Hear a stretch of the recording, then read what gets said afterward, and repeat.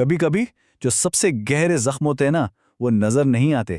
آج ہم اسی جذباتی صدمے کی خاموش لڑائی کو سمجھنے کی کوشش کریں گے اور یہ دیکھیں گے کہ اس سے نکل کر شفا کی طرف پہلا قدم کیسے اٹھایا جا سکتا ہے۔ ذرا سوچئے، باہر سے سب کچھ بالکل ٹھیک لگ رہا ہے لیکن اندر ایک طوفان مچا ہوا ہے۔ صدمے کے بعد اکثر انسان کا وجود 3 حصوں میں بٹ جاتا ہے۔ ایک طرف جسم ہے جو ہر وقت خود کو خطرے میں محسوس کرتا ہے، دوسری طرف دماغ ہے جو ان یادوں سے لڑ رہا ہے، اور پھر دل ہے جو اس سارے بوجھ تلے دبا ہوا ہے۔ اور اس اندرونی جنگ کو سمجھنا، بس یہیں سے شفا کی شروعات ہوتی ہے۔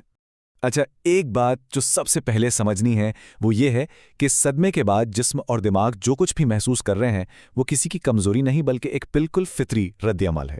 جب ہم اس رد عمل کو سمجھ لیتے ہیں نا تو ہم شفا کی طاقت اپنے ہاتھ میں لے لیتے ہیں۔ سکون ایک بہت بڑی نعمت ہے، لیکن صدمے کے بعد یہی سکون ایک اذیت بن سکتا ہے۔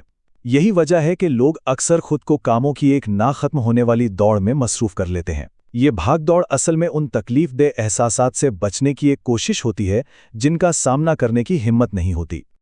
اور جیسے ہی یہ بھاگ دوڑ رکتی ہے نا تو دماغ میں پریشان کن خیالات کا ایک شور شروع ہو جاتا ہے۔ میں کچھ کیوں نہیں کر رہا، کہیں کچھ برا نہ ہو جائے۔ یہ خیالات اس خوفناک چکر کو اور بھی مضبوط کر دیتے ہیں کہ بھائی خاموشی تو خطرناک ہے اور مصروفیت ہی پناہ گاہ ہے۔ یہ بات شاید تھوڑی عجیب لگے، لیکن صدمے سے گزرنے کے بعد خوشی بھی ایک خطرے کی طرح محسوس ہو سکتی ہے۔ دل میں کہیں نہ کہیں یہ خوف بیٹھ جاتا ہے کہ اگر آج کچھ اچھا ہو رہا ہے تو کل یقیناً کوئی طوفان آنے والا ہے۔ اس لیے انسان خود کو خوشی محسوس کرنے کی اجازت ہی نہیں دیتا۔ صدمے سے پہلے خاموشی کا مطلب سکون ہوتا تھا، لیکن اس کے بعد وہی خاموشی آنے والے خطرے کی گھنٹی بن جاتی ہے۔ یہی وجہ ہے کہ بہت سے لوگ شور اور ہجوم میں پناہ ڈھونڈتے ہیں، کیونکہ وہاں انہیں اپنے اندر کی تکلیف دہ خاموشی کا سامنا نہیں کرنا پڑتا۔ ٹراما کا جو سب سے گہرا زخم لگتا ہے نا وہ انسان کے خود پر یقین پر لگتا ہے۔ یہ خود اعتمادی کو توڑ دیتا ہے، خوابوں کو دبا دیتا ہے اور انسان کو یہ یقین دلا دیتا ہے کہ وہ شاید کسی کامیابی کے لائق ہی نہیں ہے۔ دوسروں کو ہر وقت خوش رکھنا یہ کوئی کردار کی کمزوری نہیں بلکہ خود کو محفوظ رکھنے کا ایک طریقہ بن جاتا ہے۔ یہ اس گہرے خوف سے پیدا ہوتا ہے کہ اگر اختلاف کیا تو پھر سے ویسی ہی تکلیف سے گزرنا پڑے گا۔ اس لیے لوگ دوسروں کا آئینہ بن کر جیتے ہیں تاکہ کوئی رشتہ ٹوٹ نہ جائے۔ ذہن شاید بھولنے کی کوشش کرے لیکن جسم سب کچھ یاد رکھتا ہے۔ کندھوں کا جھکاؤ، ہر وقت کی بے چینی یا ہر وقت ایک دفاعی پوزیشن میں رہنا، یہ سب اس بات کی نشانیاں ہیں کہ اعصابی نظام اب بھی لڑو یا بھاگو کی حالت میں پھنسا ہوا ہے اور مسلسل خطرے کا الارم بجا رہا ہے۔ اور میں اس بات پر جتنا بھی زور دوں کم ہے۔ یہ سب کچھ جو کوئی محسوس کر رہا ہے یہ اس کی غلطی نہیں ہے۔ یہ ایک غیر معمولی صورتحال پر جسم کا ایک بالکل نارمل اور فطری رد عمل ہے۔ تو پھر یہاں ایک بہت اہم سوال اٹھتا ہے، اگر یہ سب رد عمل فطری ہیں تو کیا انسان ہمیشہ کے لیے ان میں پھنسا رہے گا؟ تو اس کا جواب ہے نہیں، بالکل نہیں۔ شفا ممکن ہے اور اس کا راستہ شعوری اور چھوٹے چھوٹے قدم اٹھانے سے شروع ہوتا ہے۔ تو آئیے اب ہم ان عملی اقدامات پر بات کرتے ہیں جو شفا کے سفر کا آغاز کر سکتے ہیں۔ یاد رکھیے، یہ ایک لمبا سفر ہو سکتا ہے لیکن ہر سفر کا آغاز ایک قدم سے ہی ہوتا ہے۔ شفا کی طرف پہلا قدم ہے اپنے جسم کو یہ یقین دلانا کہ وہ اب محفوظ ہے۔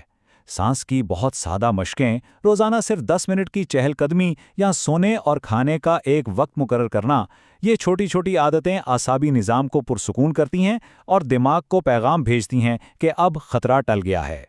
اکثر ہم سوچتے ہیں کہ جذبات کو دبا دیں گے تو وہ ختم ہو جائیں گے، لیکن ایسا ہوتا نہیں ہے۔ وہ ایک ٹائم بم بن جاتے ہیں۔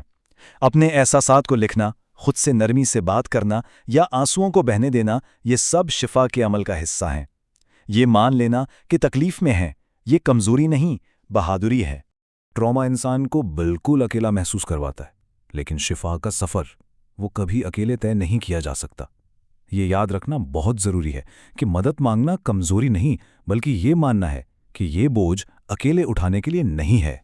کسی ماہر سے جیسے کسی کاؤنسلر یا لائف کوچ سے رابطہ کرنا یہ اصل میں بہت بڑی ہمت اور طاقت کی علامت ہے۔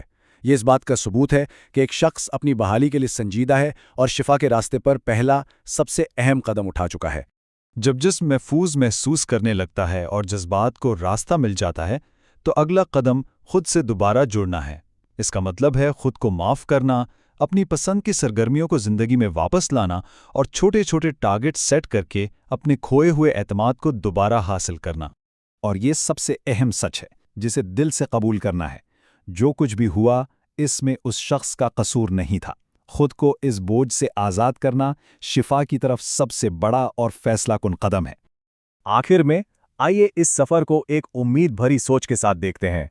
याद रखें, शिफा कोई मंजिल नहीं, एक सफ़र है। ये एक दिन में नहीं हो जाती, लेकिन हर दिन थोड़ा सा बेहतर हो सकता है। हर छोटा कदम, हर सांस और हर आंसू, ये सब इस सफ़र में बहुत अहमियत रखते हैं।